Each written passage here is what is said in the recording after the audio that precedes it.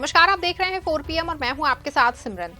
बिहार विधानसभा चुनाव को लेकर के सियासी गलियारों में जमकर चर्चा हो रही है। राजनेता एक दल को मजबूत करने में जुटे हैं। एक तरफ जहां एनडीए गठबंधन में शामिल राजनेता अपना शक्ति प्रदर्शन कर रहे हैं, दूसरी तरफ इंडिया गठबंधन भी पूरे दमखम के साथ चुनाव मैदान में उतर चुका है।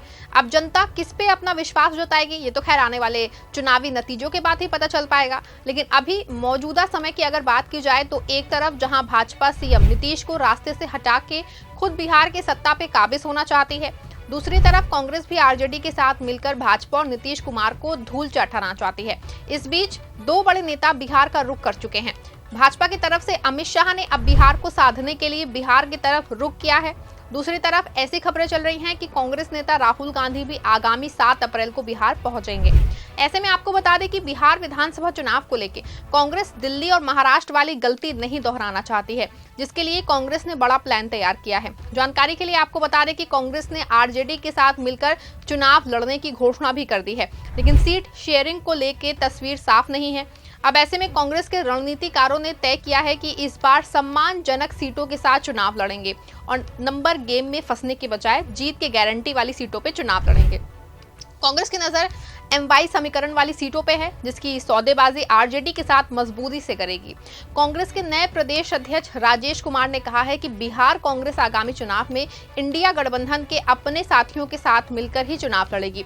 इस तरह कांग्रेस ने साफ कर दिया है कि बिहार में आरजेडी वामपंथी दल और मुकेश सहनी की VIP पार्टी के साथ किस्मत आजमाएगी।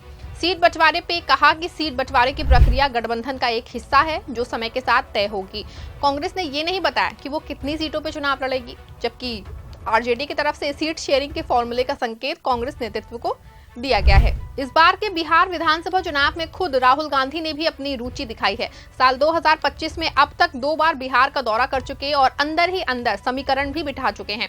वहीं इस बीच खबर है कि कांग्रेस नेता राहुल गांधी आगामी 7 अप्रैल को एक बार फिर से बिहार का दौरा करेंगे, जिसको लेकर तैयारियां तेज हो गई हैं। जिससे कि उससे पहले आपको बता दें कि केंद्रीय गृह मंत्री अमित शाह आज से 2 दिन के लिए बिहार दौरे पर रहेंगे।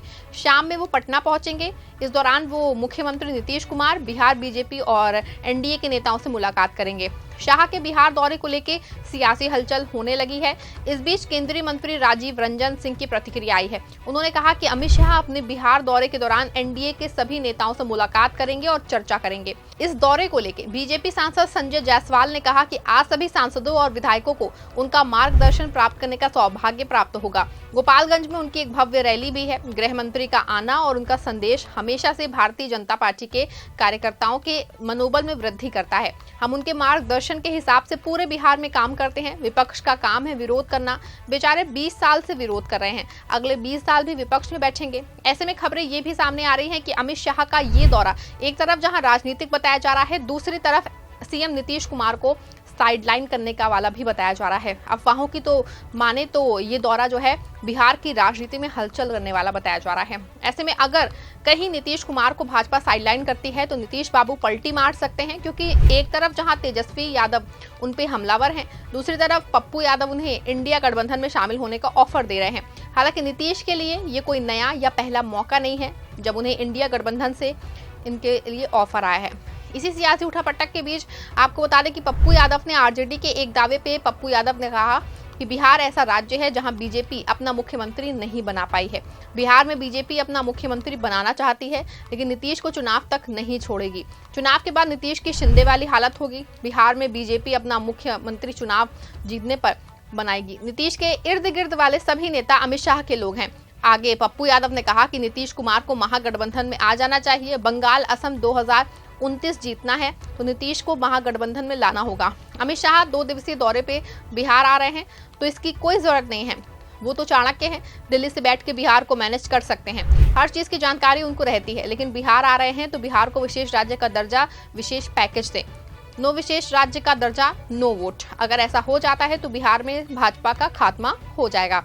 लेकिन अगर ऐसा नहीं होता है तो नीतीश कुमार कहीं के नहीं रहेंगे, क्योंकि एक तरफ जहां उन्हें बीजेपी साइडलाइन करने की फिराक में है, दूसरी तरफ कांग्रेस ने भी इस बार बिहार का किला फतेह करने के लिए खास रणनीति तैयार कर ली है।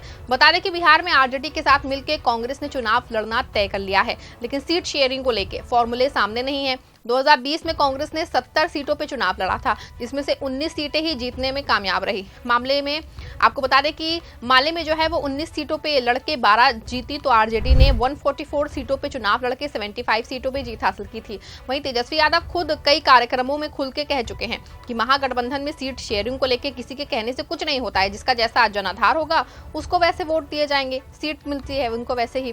तेजस्वी यादव ने साफ तौर पे कहा था कि हम सीटों को लेकर फीडबैक लेंगे, उसके बाद इस पर सभी के साथ मिलकर कुछ भी तय किया जाएगा।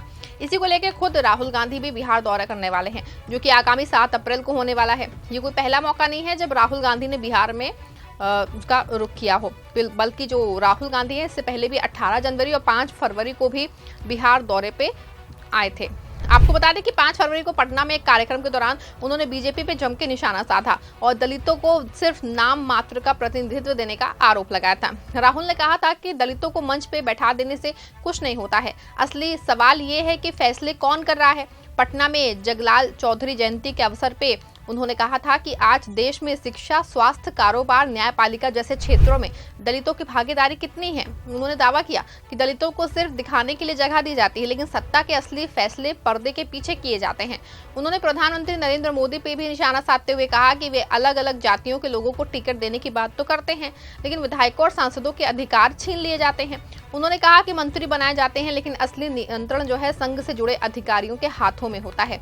वहीं एक बार फिर बिहार के सियासी मैदान में राहुल गांधी उतर चुके हैं। ऐसे बिहार में नंबर के फेर में कांग्रेस पे इस बार वो नहीं फंसेगी। कांग्रेस पद यात्रा के जरिए उन सीटों को चिन्हित करेगी जो एमवाई समीकरण और कांग्रेस की विरासत वाली है। इस तरह कांग्रेस ने बिहार में मुस्लिम यादव वाली सीटों के सिलेक्शन करने में जुट गई है। 2024 के चुनाव में भी कांग्रेस को इन्हीं सीटों पर जीत मिली है, जहां यादव और मुस्लिम वोटर जो है अहम रहे हैं।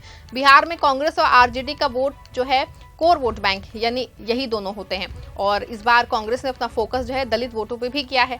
इसके लिए दलित, मुस्लिम और यादव बहुत बहुल वाली सीटों की तलाश में है। गौरतलब है कि कांग्रेस की इस रणनीति से भाजपा और सीएम नीतीश के खेमे में खलबली मची है। अब ऐसे में ये देखना होगा कि चुनाव में इसका कितना असर पड़ता है। फिलहाल के लिए इस खबर में बस इतना ही। आप देखते रहें 4 PM। धन्यवाद।